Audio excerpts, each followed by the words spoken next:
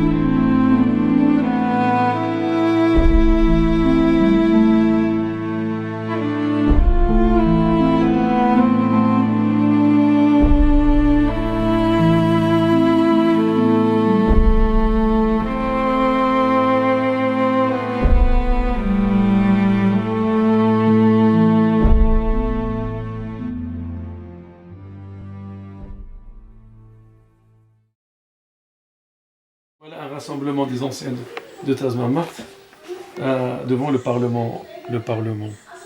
Et cette photo est parue dans un journal. Et ce qui a un peu provoqué la colère des autorités, c'est ce V, guise de victoire. Donc, ici, c'est Mohamed Faraj, un grand monsieur qui nous a beaucoup aidés. C'est lors de l'arrivée de l'exil de Abraham Sarfati. Abraham Sarfati, tu vois, sur sa chaise roulante, il y a Christine, il y a moi ici, et les camarades de Tazmamart. Les trois capitaines. Le capitaine Chalat, qui a été exécuté au PF3. Le capitaine Belkbir. Le capitaine Ghalloul. Le lieutenant Mansouri. Le lieutenant Abdelhaq. Hada Dik Jilali, l'adjudant-chef. Qui est décédé aussi. Qui est décédé, le pauvre. Moi, j'ai passé avec lui l'avant-dernière nuit, c'est-à-dire l'avant-dernière nuit, donc je l'ai passé avec lui avant de mourir, donc 24 heures après, dans des conditions effroyables. Donc, il voulait envoyer quelque chose à son fils, un cadeau. Il n'y avait pas de cadeau à acheter à Tazmamart. Il fallait trouver quand même quelque chose qui fera plaisir à son fils. Son fils, à l'époque, il avait, je crois, à peu près 16 ans, 14-16 ans. Donc, moi, j'ai brodé ça. C'est extrêmement difficile pour broder ça, avec du fil blanc que j'ai enlevé de la chemise. J'ai trouvé un fond de treillis et je brodais, c'est Hamza. Donc Hamza, waj'alhu rabbi radiya. Faites qu'il soit un fils parfait. Et ma famille était donc condamnée à faire disparaître toute trace de mot. Pour te dire que c'était pas de la rigolade.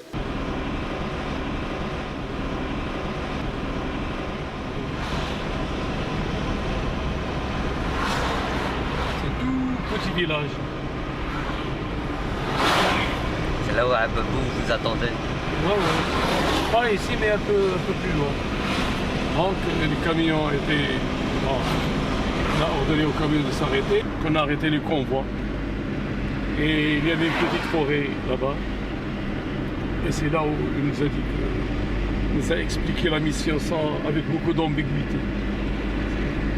Donc c'est là où on a pris le départ. C'est-à-dire la dernière étape avant ce rêve.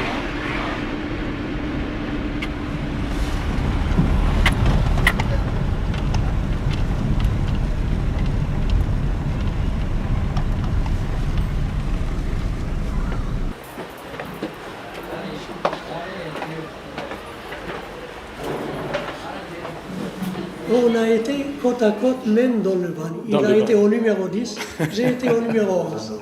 Ah oui, c'est ça. Il habite Rabat, j'habite Kenitra. Je dois mettre le point sur un fait très important. C'est que lui, il était condamné à 3 années. Donc on est venu leur dire comme quoi ils allaient sortir, ils allaient être libérés. 6 mois. Chose dont on se doutait beaucoup. Donc finalement, qu'est-ce qu'il a? Il a ramassé toutes ses affaires, il me les a tous passés. Donc c'était pour moi comme un don du ciel. Le couchage, en quelque sorte. Les vêtements. Et on a passé. Moi que vétuste, j'ai passé à mon voisin. Et il a passé un temps fou à mémoriser les adresses de tous les camarades. Parce qu'il y avait, nous étions 29, bien sûr, abstraction faite de lui et d'un camarade, et il devrait mémoriser 27 adresses. Avec les messages. Avec les messages, etc., etc. Parce que nous, on comptait qu'il allait sortir. Malheureusement, le jour J, les gardiens se présentent, et on était là, dans un état vraiment angoissant. Et puis il ouvre, il a dit, est-ce que je... Et puis c'était la grande déception. Et il peut affirmer que pendant cette période, il a frôlé la folie. C'était tellement un choc. C'était un passage vide, moralement. Quoi qu'on dise, on n'aura jamais le pouvoir de raconter tout ce qui s'est passé à Tazmalt. Parce qu'un jour, passé à Tazmalt, c'est un film, c'est un roman, tout ce que tu veux. On était là, on attendait la mort, minute par minute, c'était la mort lente. Une mort qui refusait de venir. Et d'ailleurs, la mort, c'était un salut. C'était un salut pour ceux qui souffraient le martyre là-bas.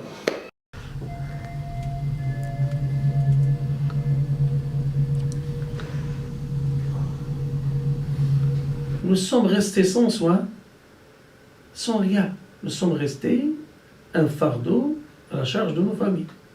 Jusqu'au moment où, moi personnellement, j'ai contacté Amnesty International, j'ai rassemblé certains de mes amis, je leur ai dit, il faut militer. Donc, le repos du guerrier, c'est pas pour demain.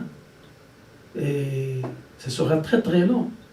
J'étais, moi et d'autres amis à la MDH, on a essayé d'être à côté d'eux pour d'abord pour faire connaître leur cause, leur souffrance à l'opinion publique, soit nationale, soit internationale. Alors on a essayé de bouger avec eux, de faire des contacts avec les médias, avec les journalistes, avec les autres associations, et en même temps organiser des activités de témoignage. On a organisé des activités au début des années, après leur libération, des activités de témoignage des libérés de Tazmalt. تقريبا ما يعادل 12 ساعه وحنا ما عندناش اللحام علاش نجلسوا على المجلس ديالنا واحد العدد أليم اللي ما بغاش نفهمه، وهو ان الانسان عباره عن هيكل عظمي وكاين فينا اللي هز في البرونكار، مهزوز في البرونكار لانه مشلول وكيديروا ليه زياده على البوندو، بوندو فوق حاجه اخرى دي لونيت ولينونوت والجلابه، ومن بعد هادشي كله كيقبطوا القبض ديال الجلابه وكيهبطوه على الوجه، والانسان تجاه هذا باش تشوفوا الى اي حد كتمشي الفضاء انسان مشلول، اذا مشلول حتى هو نفس الشكليات ديالو نفس حتى وصلنا.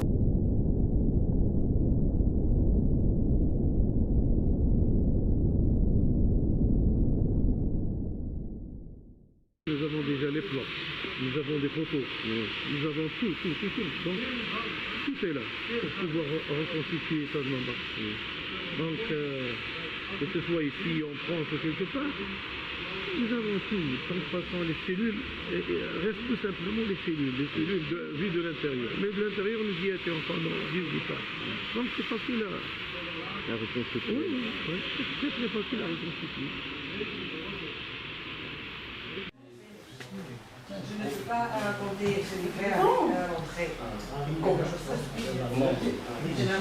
Schwarzenberg, Urbain, Swirsky, Luxman, d'après leur Totenscheiden, décédés de mort naturelle. En réalité, mort de faim, d'épuisement, de travail forcé et de mauvais traitements. En résumé, la cause de leur décès est la situation générale dans le camp. Un des trous ici.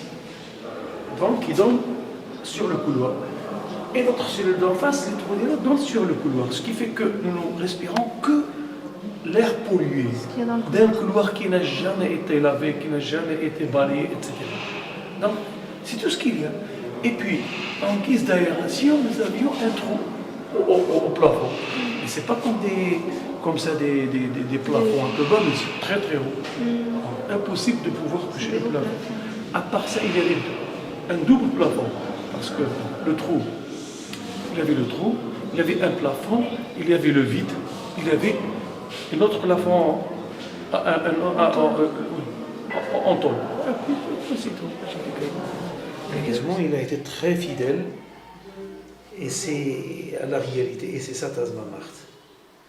Et dans les murs, il y avait un peu, c'était pas comme ça lisse, non, c'était pas lisse, et avec des sinuosités, avec des rochers qui sortaient, ce qui permettait aux scorpions d'habiter facilement entre les pierres. Et même pour les serpents, ça leur permettait facilement de traverser toute la cellule et de faire le tour et de rester ici jusqu'au matin. Donc, ces habits étaient déchirés, la couverture était déchirée. Lorsqu'on a voulu le retourner, il y avait un morceau de sa viande qui s'est détaché, qui était resté sur le ciment. Et ici, bien sûr, il y avait des sinuosités aussi, c'était pas plat du tout. Donc il y avait plein, même pour marcher pieds nus, c'était extrêmement difficile. Et tu sais, il y a des camarades, dont moi-même, nous nous sommes servis de pierres qu'on a arrachées du mur pour essayer de polir le parterre. C'est le meilleur pilote de son époque. Le meilleur, c'était un pilote hors norme. Et lui, il a piloté avec un autre aviateur. Et il n'était au courant de rien. Et donc, il n'avait été au courant de rien du tout. Donc, il a été condamné à 20 ans injustement. Et voilà. Et c'est le monsieur qui a inventé le kabazal, l'aiguille. Il est doué d'une intelligence un peu particulière, alors ce qui nous a permis quand même de tirer profit de ce qu'il a fait. La lutte pour la survie. La survie. C'est-à-dire que 18 ans dans le noir, et on a fait tout notre possible pour faire travailler, si vous voulez, l'OMS, pour qu'on puisse survivre à une mort certaine. Donc, pour la survie, on a inventé pas mal de petites choses qui nous ont aidés dans la vie. Une quinzaine de trous et un trou au plafond. Voilà pour l'aération. C'est-à-dire qu'il n'y a pas de fenêtre, il n'y a rien. Et en plus de ça, au-dessus des cellules, il y a un double plafond, comme ça. Vous voyez, il est là. Vous avez la cellule, et un double plafond au-dessus des cellules. Le double plafond est là. Ce qui fait qu'on n'a pas de lumière, qu'on ne reçoit pas de lumière, qu'on ne reçoit pas d'air, de soleil. Donc le soleil ne peut pas rentrer parce qu'il y a un double plafond au-dessus de l'écran. Donc, à l'intérieur de la cellule, il fait sombre. C'est-à-dire qu'on ne peut pas distinguer les choses. Donc, on vit presque dans le noir. Et avec le temps, j'ai eu l'idée de la réflexion de la lumière. Et je suis arrivé avec un petit miroir, vous voyez ici, qu'on appelle kabazal d'ailleurs. Avec ça, j'ai pu faire rentrer un petit spot de lumière qui fait à peu près 30 cm. Et avec ça, on a pu écrire des lettres et avoir une lumière assez... c'est-à-dire qui nous permet de nous orienter dans la cellule, et le spot, on peut écrire des lettres et même l'utiliser pour voir la nourriture s'il n'y a pas de cochonnerie à l'intérieur de je le fais rentrer par l'intérieur, je le fais glisser par le trou, voyez, et il sort à l'extérieur. Et comme le trou il dépasse un peu le plafond, je l'accroche sur le bord du trou. Vous voyez, comme ça. C'est-à-dire on a créé une langue de Tasman Marty qui nous permet de communiquer sans que le gardien sache ce que nous sommes en train de nous raconter. Donc à chaque chose on a donné un nom. Et pour le petit miroir, sur lequel on capte la lumière, on a donné le nom de Kabaza. Donc c'est un mot en cas de danger, en cas où les gardiens arrivent et passent au-dessus du plafond. Donc tout le monde commence à crier Kabaza pour qu'on camoufle le petit miroir, parce qu'il ne fallait pas qu'il le trouve. S'ils le trouvent, donc c'est fini pour nous, la lumière. Une fois, ils ont oublié un camarade, et on a profité de cette sortie du camarade pour casser les axes. Nous les avons cassés, et nous les avons remplacés par des faux axes, qui ressemblent à peu près à l'axe d'origine. Donc, qu'est-ce qu'on a mis? On a accroché un fil au bout de l'axe, on a troué l'axe. Vous voyez, on a trouvé l'axe, on a mis un petit bout de fil, et tout ce qu'on a à faire, c'est pour fermer, on tire sur le fil et on met une petite goupille à l'intérieur. Donc ça ressemble à l'axe. Et quand les gardiens quittent le bâtiment, tout ce que nous avons à faire, c'est enlever la goupille de l'intérieur et faire glisser l'axe, toujours accroché au fil, et le faire tomber en bas. Et glisser la lucarne et l'ouvrir. Vous voyez, quand les gardiens rentrent dans le bâtiment, tout ce qu'on a à faire, c'est tirer sur le fil, et on tire sur le fil jusqu'au moment où les deux trous s'alignent, et on tire sur le fil et le crochet qui rentre à l'intérieur, enfin l'axe qui rentre à l'intérieur. Je crois que vous avez compris c'est le disque de mon ami Marzouki. Donc tout le monde a parlé de ce petit miroir. Et ça c'est mon dernier bouquin, le dernier sur Tasman Marty que j'ai écrit avec les lettres, voilà les lettres dont je vous parlais. Et toutes ces lettres, elles étaient écrites à l'intérieur de les cellules. Voilà. Celle-là par exemple, écrite sous la lumière de Kabaza. Et ça c'est la fameuse lettre reproduite dans le bouquin de notre ami Gilles Perrault, notre ami Leroy. Vous trouverez la lettre. Effectivement. Ouais. Il faut qu'ils gardent les mémoires et que toutes les générations à venir, qu'ils aillent voir là-bas ce qui s'est passé, qu'on leur apprenne ce qui s'est passé à l'école même. Et voilà, telle période au Maroc a traversé une période, voilà ce qui est arrivé. Pourquoi avoir honte à ça? Tous les pays ont traversé des périodes difficiles, soit des guerres, des révolutions, des trucs. Donc nous, on a traversé ce qu'on appelle les années de plomb. Cette période, elle fait partie de nous, elle fait partie de l'histoire. Donc il faut la garder. Il faut l'expliquer aux gens et en tirer les conséquences pour l'avenir.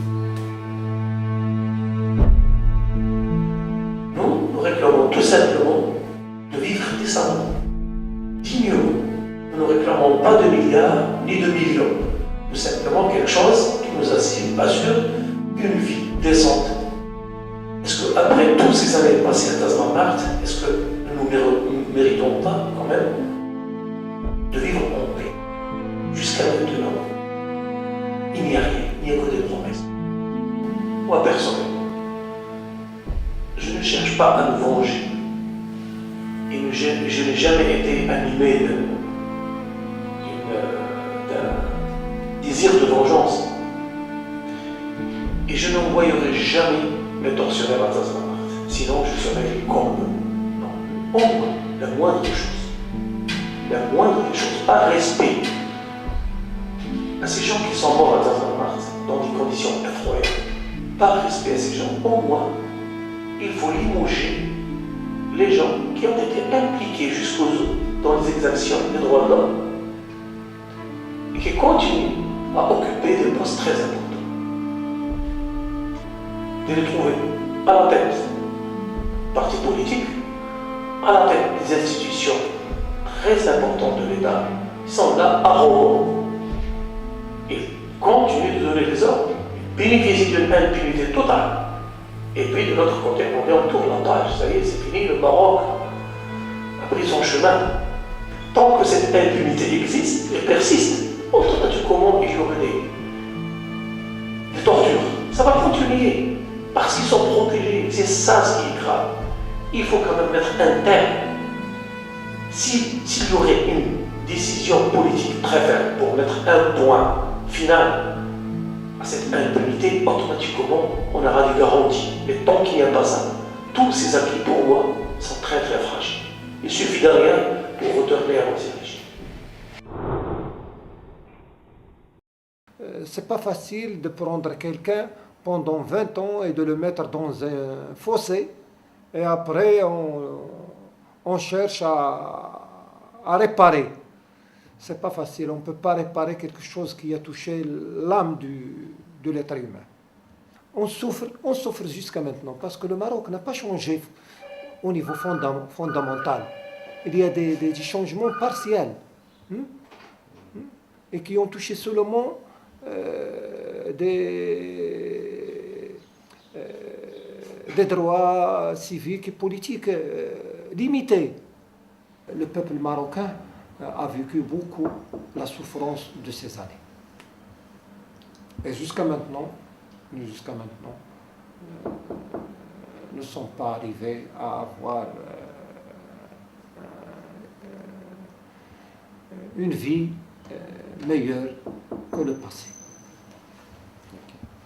La manière, la gouvernance politique, la manière de gouverner de Hassan II, le système politique, avait comme donnée structurelle de faire de l'ensemble du Maroc une grande prison. Avec des îlots. Un îlot s'appelle Moulay Chérif, l'autre il s'appelle Tazmamart, mais nous avons été pendant 40 ans tous des citoyens en liberté provisoire. Nous avons tous été pendant 40 ans sous haute surveillance du Big Brother. Tu connais l'histoire de Big Brother et d'Orwell. C'est-à-dire qu'à n'importe ce qui est arrivé à mon ami Ahmed aurait pu arriver à n'importe quel individu. La manière de réduire les gens en non-humains, nobody, était la pratique courante à travers le Maroc. C'est pour ça que moi j'ai écrit un livre là-dessus. Parce que moi aussi j'ai été enlevé et torturé. Et j'ai dit le Tazmamart, il existait en plein centre de Rabat. C'était un petit commissariat, mais on était traité de la même manière, presque de la même manière qu'à Tazmamart. Ni droit, ni rien du tout, violé, sodomisé, etc., etc. Parce que c'est une structure du pouvoir. Le pouvoir ne peut pas, ce pouvoir marzanien ne peut pas continuer sans la torture comme un de ses éléments fondamentaux. Il y a eu un changement formel. C'est vrai qu'aujourd'hui, nous pouvons parler plus librement de Imarat al-Mouminin, qui fait du roi un pape, l'équivalent d'un pape, et donc infaillible, comme si un être humain pouvait être infaillible. Formellement, oui, nous pouvons parler de certains sujets qui étaient tabous, dont on ne pouvait pas parler. L'armée, le roi, etc., la fortune du roi, etc. Mais tout cela, pour moi, est une image virtuelle. Pourquoi? Parce que nous ne vivons pas dans un état de droit. Nous vivons toujours dans un état marzanien. Lorsque je dis un État makhzanien, pour que les gens comprennent, c'est-à-dire un État qui n'est pas régi par des lois écrites, il est régi par le bon vouloir, par le fait du prince et par des lois non écrites. Voilà ce que c'est le makhzen. D'accord? Nous vivons dans ce système politique. Dans ce cas, la liberté, entre guillemets, dont je dispose en tant que journaliste lorsque je traite de tel sujet ou tel sujet, c'est une liberté qui m'est octroyée. Le pouvoir veut bien me laisser parler. Ce n'est pas la loi qui me laisse parler. Et si demain j'ai un conflit, le fait du prince dominera la loi. Vous comprenez? Donc tout ce que nous vivons aujourd'hui peut changer à la minute où je vous parle. Rien n'exclut qu'à ce moment-là, débarquent des gens, vous enlèvent, m'enlèvent, nous torturent et nous rejettent dans la rue. Pourquoi? Parce que le droit dans ce pays est inexistant. La loi, la justice, elle est inféodée au pouvoir exécutif, elle est à la solde du pouvoir exécutif. Personne ne peut dire « je ne savais pas ». Tous les chefs politiques de ce pays, tous les chefs de partis politiques de ce pays savaient qu'existait une prison de Taz Mamart. Bousta, Douiri, Liazri, Abdelrahman Yousfi, Osman, il n'y en a pas un responsable politique qui ne savait pas. Tout le monde s'est tu. Mieux que ça, les familles des Taz Mamartiens, parce que c'est comme s'ils venaient d'une planète, ces chefs politiques refusaient de les recevoir. Ils refusaient de leur parler. Je dis ça pour la chose suivante. C'est nous n'avons pas le droit d'incriminer uniquement Hassan II. Hassan II n'était pas le seul responsable.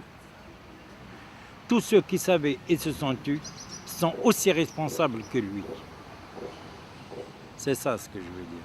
Alors inutile de se servir de Hassan II comme de torchon pour s'essuyer les mains et dire, comme pense Pilate, je m'en lave les mains. Non, vous saviez, vous vous êtes tus. Donc vous êtes complice au même titre que lui. Le gars qui était directeur de la Sûreté nationale et qui a été limogé, le général Négri, mais c'est lui qui leur a foutu les bandeaux, il les a transportés de Kénitra à Taz Mamart. Ben Slimane, qui est le chef de la gendarmerie, c'est lui qui était le dernier en charge de Taz Mamart.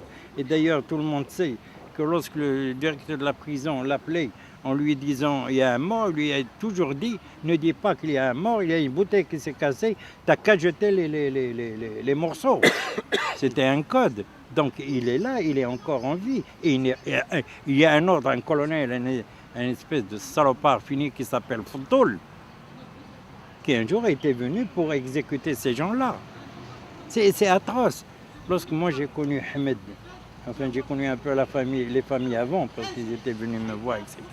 Mais lorsque Ahmed est sorti et été kidnappé, j'ai été le seul journaliste à le défendre, alors qu'ils étaient déjà libérés. Et tout le monde se taisait. Et j'ai sorti le papier en cachette parce que je ne voulais pas que la direction le sache. Alors je l'ai laissé jusqu'à la dernière minute, je l'ai collé pour qu'il sorte. Et après j'ai eu tout le bordel, tout le monde disait mais tu es fou. Donc c'est, si vous voulez, ce qui fait la répression dans un pays. Ce qui fait que la torture dans un pays perdure. C'est le silence de tout un chacun. C'est notre silence qui torture. C'est nous sommes. Les vrais tortionnaires sont ceux qui se taisent. Bitan Abdeltif Belkebir, donc c'était le directeur d'instruction à l'école royale militaire de Hermoumou. Il a été condamné à 4 années de prison. On était tous à Taz Mamart, après avoir passé 2 années à Kénitra, et puis à Kénitra, prison militaire puis prison civile. Et puis par la suite, il occupait la cellule numéro 5. Et moi j'occupais 3, pardon. Moi j'étais presque en face de lui, un peu à Ambier, mais on se voyait. On a eu l'occasion quand même d'aller l'un chez l'autre, etc. Le souvenir de Tazmamart, il est omniprésent. Chaque jour, chaque camarade, il perçoit toujours quelque chose de Tazmamart. Soit le trou, soit l'ombre de la cellule, c'est toujours présent. C'est ce qui nous encourage à accepter la vie telle qu'elle se présente. Et il y a beaucoup de choses à faire. Ça m'a permis, il y a beaucoup de choses à faire. Nous devons travailler, nous devons batailler pour nos droits, pour ceux de nos familles, pour ceux de nos amis, et surtout pour les Marocains dans notre cas. Et moi, personnellement, je considère que c'est un miracle. Notre miracle, nous le dédions à toute personne qui est animée de justice. Justice.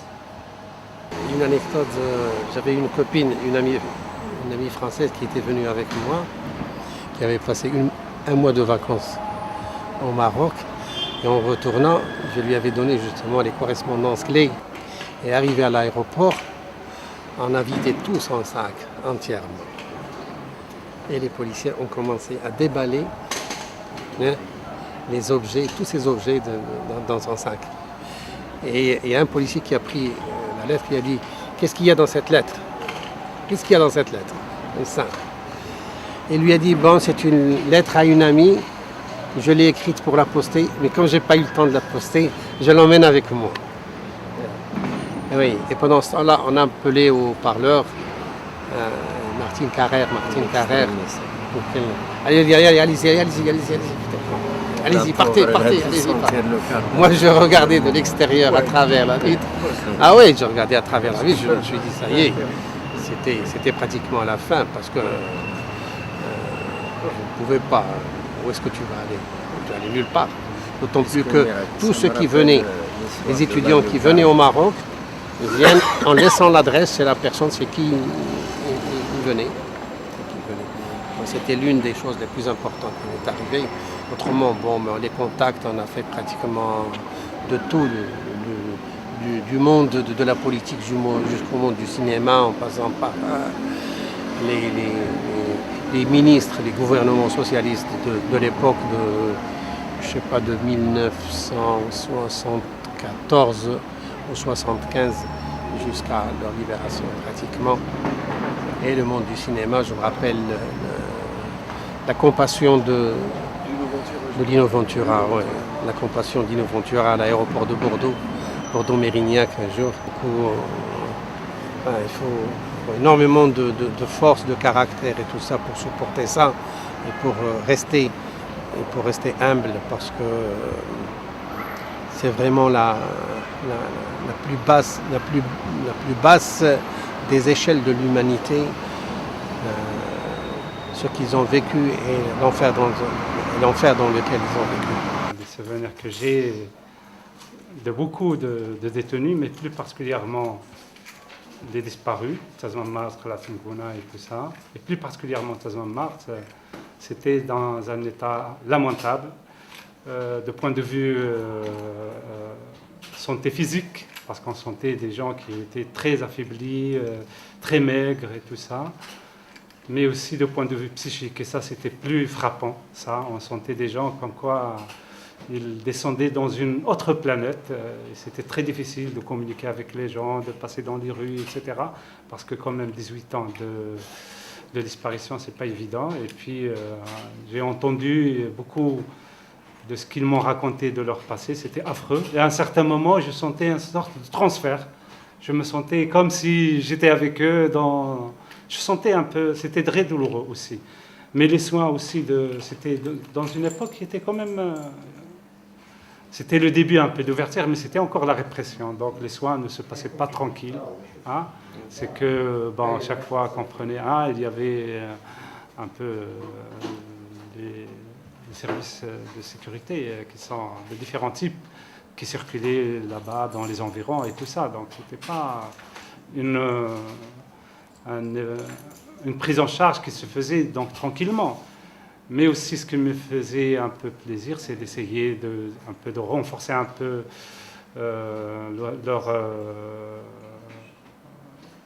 leur morale, leur résistance et tout ça. Mais aussi, c'était important quand on était en train de réhabiliter un sourire. C'est quelque chose de très important, restaurer un sourire. Et on voit toujours Ahmed qui a toujours le sourire. Hein. Je ne me souviens pas très bien de la première rencontre, mais c'était à l'hôpital. C'est ça. Oui, c'était à l'hôpital. Moi, je me souviens très très bien. C'est grâce à Tazma Marthe qui a aiguisé ma mémoire.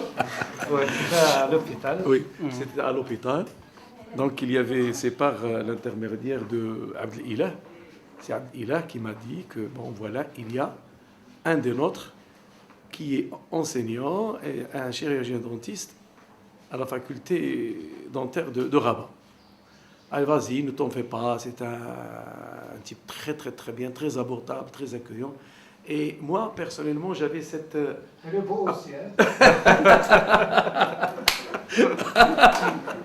Ah oui. Donc, moi, j'avais cette appréhension des médecins. J'avais toujours cette appréhension des médecins. Et pour moi, un médecin, après Tazma Marthe, c'était inabordable. Et surtout, un médecin qui va vous soigner gratuitement. Gratuitement. Et ça, c'est très grave. En me disant que peut-être il va avoir une très très mauvaise idée de moi. Mais j'ai été vraiment agréablement surpris en trouvant devant moi un jeune très accueillant. Et ça se voyait qu'il sympathisait énormément avec les anciens détenus politiques. Non seulement il sympathisait, mais vous le sentez vivre la douleur. Ça se voyait dans ses yeux, dans ses gestes, dans son gestuel, etc. Donc, ce qui fait que automatiquement, il nous a rassurés. Dès le premier contact, ça a été rassurant. Et maintenant, jusqu'à maintenant, on le martèle, on lui casse les pieds. Et il n'a pas changé. Toi aussi, tu es beau, même si tu Oh là là. Merci pour la petite fleur. Et nous, on était tellement crasseux qu'il évitait quand même l'odeur. Et chaque fois qu'il venait avec les narines bourrées de menthe, pour ne pas sentir la crasse, nos odeurs.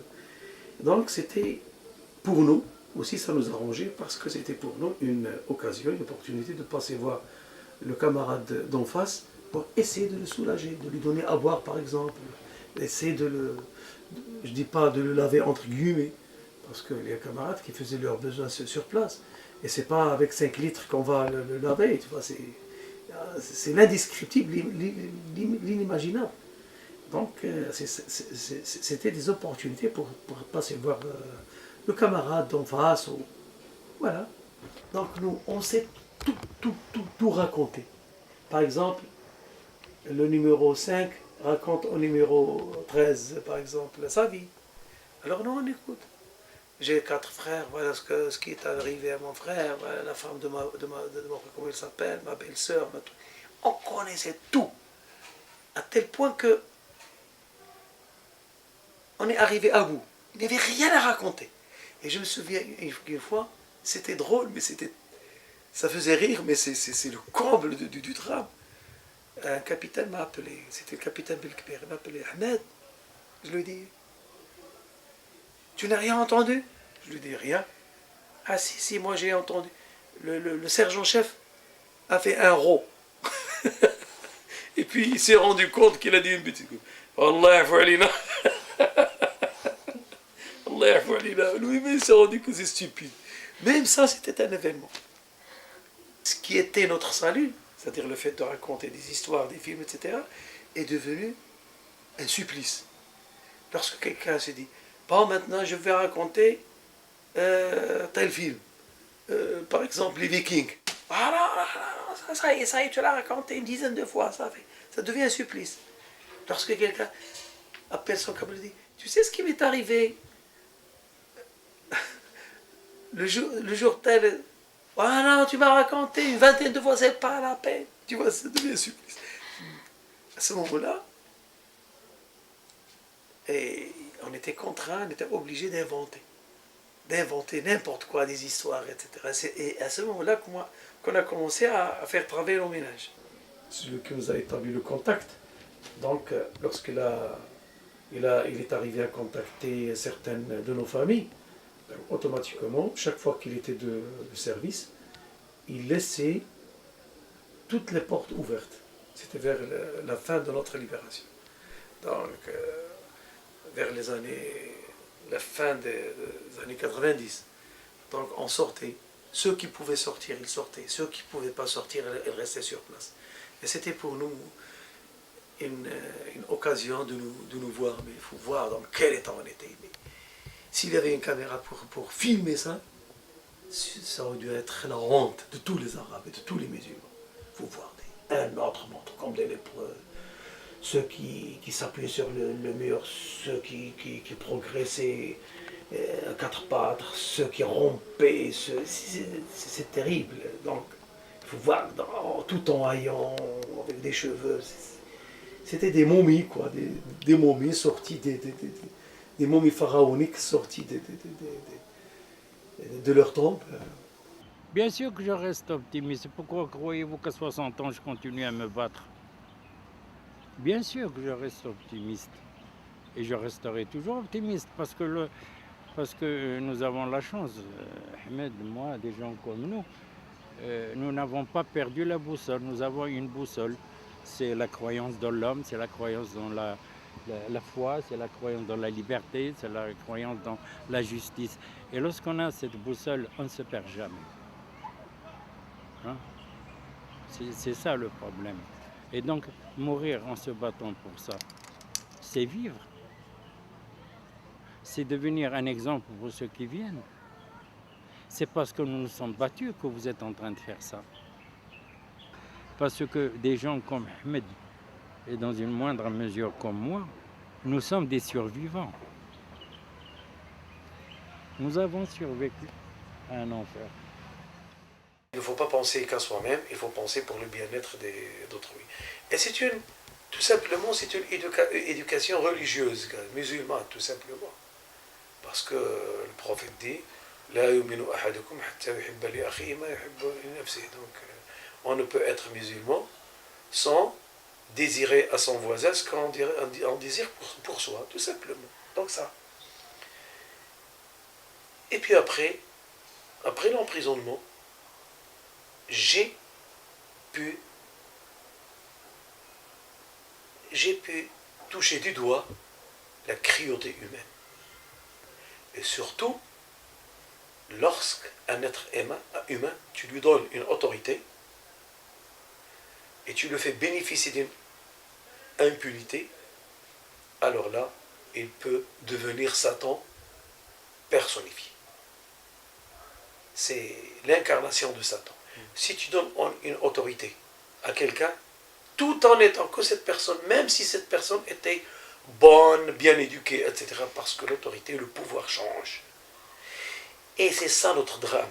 Tant qu'il n'y ait pas des contrôles et des suivis pour les gens puissants, pour les responsables, tant qu'ils bénéficient de l'impunité totale, donc tous les gouvernés risquent de vivre une infinité de Tazmamart.